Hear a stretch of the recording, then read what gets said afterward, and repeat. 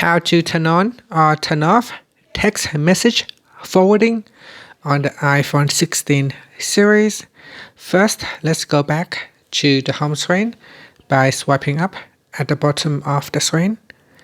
Now on the home screen, tap on Settings. Then from the Settings page, scroll down and then tap on Apps. Then tap on Messages. Now in the Messages settings page, we scroll down and then tap on Text Message Forwarding. From here, tap on the name of the device you want to turn on or switch off Text Message Forwarding. And here said, allow these devices to send and receive text messages from this iPhone. And that's it. After that, you can tap on the back key to go back to Settings or swipe up to return back to the home screen. Thank you for watching this video. Please like and subscribe to my channel for more videos.